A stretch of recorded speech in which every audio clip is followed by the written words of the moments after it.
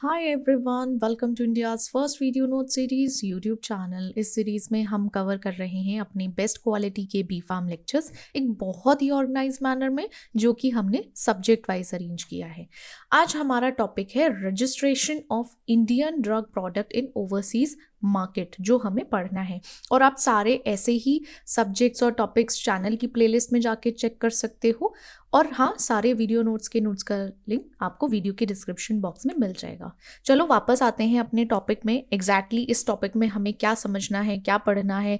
Theoretical part है, hard है, रटना तो नहीं पड़ेगा, ऐसा कुछ नहीं है। इसीलिए हम इसको बहुत ईजी वे में समझेंगे। कुछ बेसिक कॉन्सेप्ट है इस यूनिट का, वो समझ लेते हैं। अब देखो, हमारी इंडिया में ड्रग बनती हैं। ड्रग इन द सेंस, अब वो वाले ड्रग नहीं, मुझे ड्रग दो वाला नहीं, मतलब मेडिसिन। ठीक है, मेडिसिन की बात कर रहे हैं, जिसको हम ड्रग्स भी कहते हैं। ठीक है, आप तो फार्मेसी के स्टूडेंट हो, समझ ही सकते हो। जब इंडिया में बना हुआ ड्रग किसी फॉरेन कंट्री जैसे यूएस, यूरोपियन यूनियन, ASEAN या अफ्रीका, मिडिल ईस्ट एक्सेट्रा में सेल हो, ठीक है, कोई भी आपका यूएस आ जाता है, कोई फॉरेन कंट्री है, तो क्या होता है, वहाँ सेल होना है या मार्केट करना है हमें इस ड्रग को, मेडिसिन को।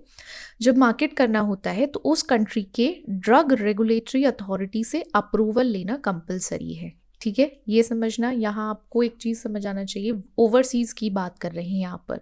इस अप्रूवल प्रोसेस को ही कहते हैं registration of Indian drug product in overseas market. अब एक थोड़ा सा सिंपल लाइन में अगर समझें, हर कंट्री का अपना लॉ है, तो वो अपना लॉ फॉलो करती है, इसलिए सेम ड्रग के लिए अलग अलग डॉक्यूमेंटेशन और फॉर्मेट चाहिए। तो इसीलिए हमें इसको समझना बहुत इंपॉर्टेंट बन जाता है। ओके राइट, चलो अपने नोट्स पर चलते हैं, जिससे हमारा कोई भी पॉइंट मिस ना हो और आप आसानी से पढ़ सको। चलो हम स्टार्ट करते हैं रजिस्ट्रेशन में। सबसे पहले अगर कुछ एक्सपोर्ट करना है हमारे फार्मास्यूटिकल प्रोडक्ट को इंडिया से किसी भी फॉरेन कंट्री में, कोई भी हो सकती है फॉरेन कंट्री, आपका यूएस है या जो भी अदर देन इंडिया से बाहर जाना है, ठीक है। अब यूएस हो गया है, या आपका यूरोपियन यूनियन है, जापान है, आपका मिडिल ईस्ट है, अफ्रीका है, कहीं भी जाना है तो क्या प्रोसीजर होना चाहिए। सबसे पहली चीज़ आपको समझना है की रेगुलेटरी बॉडीज़ यहाँ पर कौन कौन सी हैं जो इन्वॉल्व होती हैं आपके एक्सपोर्ट में। एक तो सिडिस्को है, हमें पता है, DGFT, इसको समझ लीजिए, एक directorate general of foreign trade है, वो इन्वॉल्व होते हैं। और आपका फार्मेक्सियल, जो कि pharmaceutical export promotion council of India है, वो वहाँ रहेंगे। साथ ही साथ स्टेट ड्रग लाइसेंसिंग अथॉरिटीज़ हैं और आपका इंडियन कस्टम डिपार्टमेंट है। तो ये सारी रेगुलेटरी बॉडीज़ का इन्वॉल्वमेंट आपको देखने के लिए मिलेगा आपके जो एक्सपोर्ट प्रोसीजर है फार्मास्यूटिकल प्रोडक्ट के इंडिया से, वहाँ से। अब देखो, बहुत ही इजी वे में समझेंगे स्टेप बाय स्टेप प्रोसेस को। सबसे पहले आप इनकी हेडिंग याद कर लेना, क्या क्या प्रोसेस है, किस स्टेप पर हम समझने वाले हैं। देखो, स्टेप 1 है मैन्युफैक्चरिंग लाइसेंस होना चाहिए आपके पास। अब प्रोडक्ट इंडिया में लीगली अप्रूव्ड होना चाहिए। पहली चीज़, मैन्युफैक्चरिंग यूनिट आपकी GMP सर्टिफिकेट होना चाहिए। मैन्युफैक्चरिंग यूनिट जो है वो आप उसके पास GMP सर्टिफिकेट होना मैंडेटरी है। इस स्टेज पे सिडिस्को प्लस स्टेट FDA इन्वॉल्व होती है, राइट। अब यहाँ पे ये आपके पास ये सब होना चाहिए, उसके बाद ही आपको मैन्युफैक्चरिंग लाइसेंस मिल जाता है स्टेट ड्रग अथॉरिटी से। फॉर्म 25 है, वो आपका नॉन स्टेराइल प्रोडक्ट के लिए है। फॉर्म 28 है, वो स्टेराइल प्रोडक्ट के लिए है। तो ये फॉर्म भी आप याद रखना। अब आपका है, नेक्स्ट है ऑब्टेन इंपोर्ट एक्सपोर्ट कोड। आपके पास इंपोर्ट एक्सपोर्ट का कोड होना चाहिए। अगर कोई भी एक्सपोर्टर है जो एक्सपोर्ट करता है, बाहर भेजता है किसी भी मेडिसिन या ड्रग को, तो उसके पास ये होना बहुत ज़रूरी है। और आपको ये कहाँ से मिलेगा, आपके DGFT जो फॉरेन ट्रेड है ना, उनके पास से आपको ये इशू होगा। आपके प्रोडक्ट का रजिस्ट्रेशन होना चाहिए किसी भी इंपोर्टिंग कंट्री में, जिसमें आप अपनी ड्रग को भेजना चाह रहे हो, किसी भी कंट्री में एटलीस्ट आपका वहाँ पे प्रोडक्ट का रजिस्ट्रेशन होना या रजिस्टर्ड होना बहुत ज़रूरी है। ये रिक्वायरमेंट है उस कंट्री का भी। जैसे FDA है, EMA है, PMDA, तो वहाँ पर होना ज़रूरी है। अब आपके रेगुलेटरी डॉजियर का प्रिपरेशन होना ज़रूरी है। अब जैसे आपका यूएस है तो यूएस में डीएमएफ प्लस एनडीए होना बहुत ज़रूरी है। आपका यूरोपियन यूनियन है सीटीडी ईसीटीडी हो गया।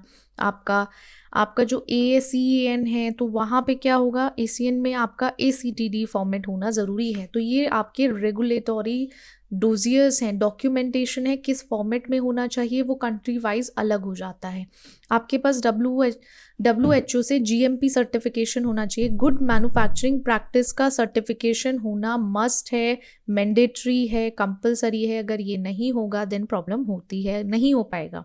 फिर डॉक्यूमेंटेशन प्रिपरेशन में आपके जो रेगुलेटरी अफेयर्स का एक्चुअल काम शुरू होता है उसमें आपके क्या क्या चीज़ें हैं, technical document, stability data, validation reports, bio equivalence अगर रिक्वायरमेंट है तो। फिर एक्सपोर्ट का नो ऑब्जेक्शन सर्टिफिकेट अगर एप्लीकेबल है देन आपको वो अप्लाई करना पड़ेगा। कुछ एपीआई कुछ फॉर्मुलेशन के लिए एनओसी होना ज़रूरी है। वो एनओसी आप कहाँ से लोगे, सिडिस्को से, रेगुलेटरी अथॉरिटी जो है उनसे लोगे, और उन एक्सपोर्ट होने से पहले ना कि बाद में। कस्टम क्लियरेंस एंड शिपमेंट होना चाहिए, कमर्शियल इनवॉइस आपका होना चाहिए, ये सारी चीज़ें हैं। अब एक छोटे से वे में समझाते हैं। मैन्युफैक्चरिंग लाइसेंस आपके पास होना चाहिए। प्रोडक्ट सिलेक्शन जो एक्सपोर्ट के लिए होना चाहिए, कंपनी डिसाइड करती है कि जो भी जेनरिक ब्रांडेड या आपका ब्रांडेड जेनरिक है, टैबलेट, इंजेक्शन, सिरप, वो कंपनी डिसाइड करती है क्या लेकर जाना है प्रोडक्ट हमें। देन उसके बाद टारगेट कंट्री के ड्रग लॉ चेक किए जाते हैं, वो भी चेक करना बहुत ज़रूरी होता है। फिर आपका एक स्टेप इसमें भी इंक्लूड होता है। ये सारे स्टेप आपके इंक्लूड हैं, समझने के लिए बहुत ज़रूरी हैं कि कंट्री स्पेसिफिक रजिस्ट्रेशन होना बहुत ज़रूरी है। कंट्री स्पेसिफिक में आपका आता है कि हर कंट्री के लिए अलग डोजियर बनता है। जैसे आपका यूएसए का हमने बताया डीएमएफ प्लस एनडीए ये होना ज़रूरी है। एक डोजियर हर कंट्री के लिए नहीं हो सकता, हमेशा याद रखना। आप एक डोजियर आपने सोचा जापान के लिए बना लिया है, चलो अब इसको यूरोप भेज देते हैं, इसको यूएसए भेज देते हैं, नहीं, आप एक को हर जगह नहीं भेज सकते। हर कंट्री का अपना अपना सिस्टम है। डॉक्यूमेंटेशन प्रिपरेशन में क्या होता है, रेगुलेटरी अफेयर्स का एक्चुअल काम शुरू होता है आपका टेक्निकल डॉक्यूमेंट से, स्टेबिलिटी डेटा से, ये सब चीज़ें आएंगी। फिर सबमिशन एंड रिव्यू किया जाएगा, अथॉरिटी डोजियर को रिव्यू करती है, और क्वेरीज या डेफिशिएंसीज लेटर भी आते हैं अगर कुछ चीज़ इनकम्प्लीट हो तो। ठीक है, ये सबमिशन एंड रिव्यू की बात हो जाएगी। अगर हम अप्रूवल से एक्सपोर्ट तक पहुँचे, अप्रूवल के बाद सबसे पहले आपका export licence, commercial invoice, certificate of pharmaceutical product, shipping and custom clearance, ये सारी चीज़ें आपकी होनी चाहिए। अप्रूवल के बाद एक्सपोर्ट में ये सब चीज़ें प्रेजेंट रहें तो ज़्यादा अच्छा है। अब export of drug from India की लेबलिंग रूल्स, क्या क्या ऐसे लेबलिंग रूल्स आते हैं। एक तो आपका रूल 94, 95, 96 अलग अलग रूल्स हैं उनके। अब packaging and labelling non homeopathic drugs के लिए अलग है आपका। अब sale distribution prohibited without proper labelling, वो अलग ड्रग्स आती हैं। ड्रग्स को आप नहीं बेच सकते, नहीं डिस्ट्रीब्यूट कर सकते अनटिल एंड अनलेस आपकी जो ड्रग है वो लेबल्ड है रूल्स के अकॉर्डिंग। अब लेबल एक्सपोर्ट का फॉलो करती हुई होनी चाहिए, जो भी इम्पोर्टिंग कंट्री है उसके लॉज के अकॉर्डिंग जो भी एडिशनल लेबल उनके यहाँ होते हैं कंट्री में वो आपको इंक्लूड करने पड़ेंगे। मैंडेटरी लेबल डिटेल्स क्या होती हैं आपकी, ड्रग में जो भी इनडेलिबल इंक ना हो, आपका वो इंडेलिबल इंक हो, साथ ही साथ वहाँ पे पैकेजिंग जो है वो क्लियरली विजिबल हो, ड्रग का प्रॉपर नेम हो, क्लासिफिकेशन सही से हो, आपकी जो लेबल है वो शेड्यूल F1 के अकॉर्डिंग हो, ये सब चीज़ें आपकी रहती हैं। अब technical documentation for export and product registration, अब हमने बोल दिया कि डोजियर सबमिट करना पड़ता है, सीटीडी ईसीटीडी ये सब चीज़ें समझ ली, बट एग्जैक्टली होता क्या है। अब टेक्निकल डॉक्यूमेंटेशन क्या होता है ये समझते हैं। ये साइंटिफिक प्लस लीगल प्रूफ होता है जो दिखाता है, आप ऐसे समझिए जो हमारा टेक्निकल डॉक्यूमेंट है,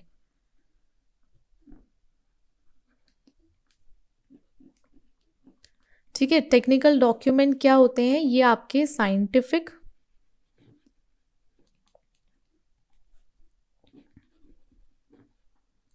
और लीगल प्रूफ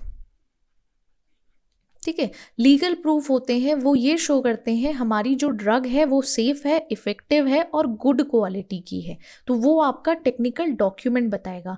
अब टेक्निकल डॉक्यूमेंट में क्या क्या चीज़ें आ जाती हैं आपका, एक तो ड्रग सब्सटेंस आ जाएगा, एपीआई आपका, आपके टेक्निकल डॉक्यूमेंट में एपीआई आता है, एक्टिव फार्मास्यूटिकल इंग्रेडिएंट आ जाएगा।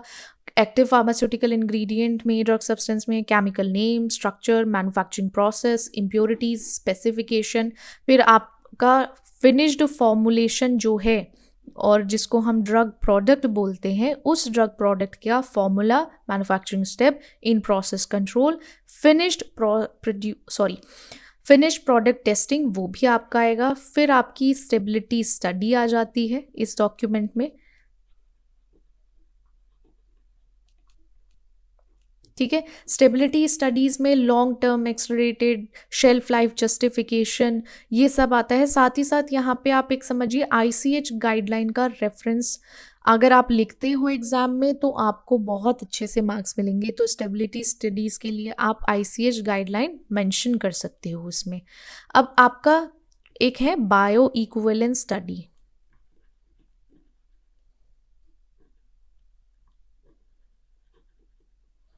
ठीक है। बायो इक्विवेलेंस स्टडी है जिसमें जेनरिक ड्रग्स के लिए मैंडेटरी जो जो चीज़ें हैं, जो डेटा है वो आप प्रोवाइड करेंगे। रेफरेंस प्रोडक्ट के कंपैरिजन में आप बायो इक्विवेलेंस स्टडी शो करेंगे, डेटा शो करोगे, ठीक है। ये क्या हो जाएगा आपका टेक्निकल डॉक्यूमेंट्स हो जाएंगे, उसमें आपको क्या क्या चीज़ें प्रेजेंट रहती हैं। अब आते हैं कॉमन टेक्निकल डॉक्यूमेंट्स में, जहाँ पे आपके 5 मॉड्यूल्स में डिवाइड होता है। 5 मॉड्यूल में सबसे पहले मॉड्यूल है रीजनल इन्फॉर्मेशन आएगी। अब उसमें क्या होगा, सब चीज़ें रहेंगी, आपका cover letter, application form, product की इंफॉर्मेशन जैसे लेबलिंग, पैकेज इंसर्ट्स, सर्टिफिकेट्स आपके जो हैं जीएमपी के या सर्टिफिकेट फार्मास्यूटिकल प्रोडक्ट के, product registration certificate, legal documents, master file, आपकी फ़ी पेमेंट प्रूफ, ये सब आपके मॉड्यूल 1 में आएगा। मॉड्यूल 2 पे अगर आप आओगे तो वहाँ पर समरी प्रोवाइड की जाएगी पूरे डॉक्यूमेंट्स की, overall summary, quality overall summary, non clinical और क्लिनिकल ओवरव्यू, इसकी समरी आप मॉड्यूल 2 में, इन सब की समरी आप मॉड्यूल 2 में प्रोवाइड करेंगे। अब मॉड्यूल 3 है क्वालिटी। क्वालिटी में आपके ड्रग सब्सटेंस आ जाते हैं, ड्रग प्रोडक्ट आ जाएगा। ड्रग सब्सटेंस में आप सब कुछ बताओगे, आपका प्रोडक्ट का जो ड्रग है, नेम, स्ट्रक्चर, उसकी जनरल प्रॉपर्टीज़, ड्रग प्रोडक्ट जो है आपका कंपोजिशन, फार्मास्यूटिकल डेवलपमेंट, हर चीज़ आप उसमें इंक्लूड करोगे मॉड्यूल 3 में, अपने ड्रग प्रोडक्ट से रिलेटेड, ड्रग प्रोडक्ट की सब्सटेंस से रिलेटेड। मॉड्यूल 4 में आपका नॉन क्लिनिकल रिपोर्ट्स आप अटैच करोगे और मॉड्यूल 5 में क्लिनिकल रिपोर्ट्स अटैच करोगे। जेनरिक्स के लिए अलग होता है और आपकी इनोवेटर ड्रग्स के लिए या ब्रांड नेम ड्रग्स के लिए अलग रहता है, ठीक है। रिपोर्ट्स थोड़ी सी चेंज हो जाएंगी आपके मॉड्यूल्स के अकॉर्डिंग। और बहुत सारे जो अदर इंपॉर्टेंट टेक्निकल डॉक्यूमेंट्स हैं जैसे certificate of analysis, stability study, master formula record, batch manufacturing records, ये सब चीज़ें भी आपके टेक्निकल डॉक्यूमेंट्स में इंक्लूड हो जाती हैं। अगर हम बात करें ड्रग मास्टर फाइल की, अब डीएमएफ बहुत लोगों को होता है कि डीएमएफ एग्जैक्टली होता क्या है। डीएमएफ हमारा एक कॉन्फिडेंशियल टेक्निकल डॉक्यूमेंट है जो डायरेक्टली यूएस एफडीए को सबमिट होता है, पब्लिक नहीं होता। ये याद रखना, ये चीज़ नहीं पब्लिक होगी।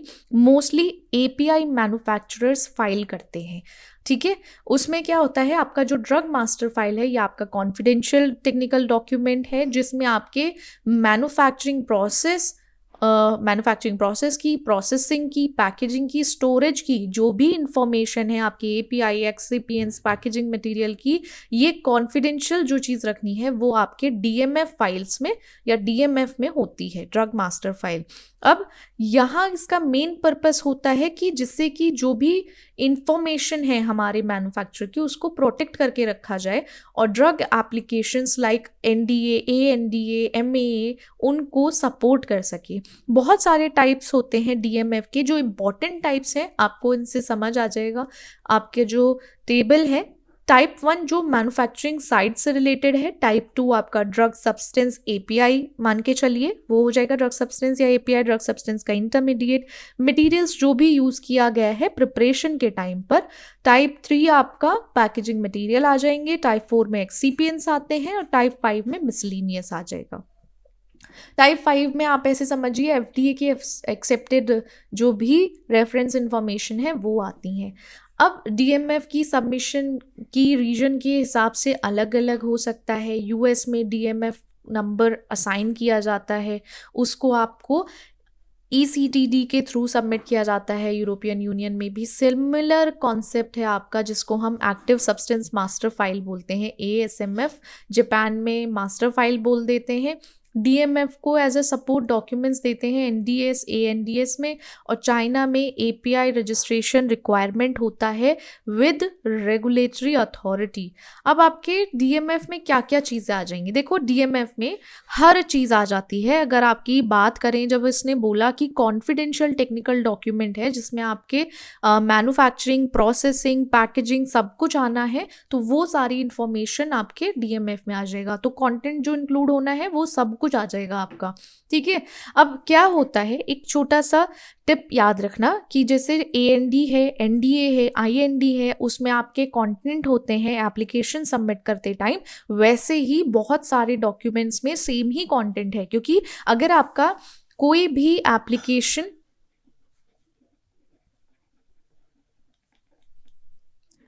न्यू ड्रग से रिलेटेड है, कोई भी एप्लीकेशन आपकी न्यू ड्रग से रिलेटेड है या ड्रग से रिलेटेड है, तो आप ऐसे ही समझ जाइए कि ड्रग जो होने वाली है उसकी हमें A to Z जो भी इंफॉर्मेशन हमारे पास है वो हमें उसमें अटैच करनी है। अपने ड्रग सब्सटेंस के बारे में, ड्रग प्रोडक्ट के बारे में हमें सब कुछ एक्सप्लेन करना पड़ेगा। एक्सप्लेन इन द सेंस आपको वो सारे डॉक्यूमेंट्स अटैच करने पड़ेंगे, पैकेजिंग, लेबलिंग, सब डिटेल, जो भी प्रोसेसिंग हुआ है, फाइनल प्रोडक्ट का स्पेसिफिकेशन, स्टेबिलिटी डेटा, सब चीज़ें आपको रखनी पड़ेंगी आपकी। तभी तो मास्टर फाइल कहलाएगी वो, जिसमें एक एक चीज़ आप लिखोगे, रखोगे, A to Z her cheese explain करोगे।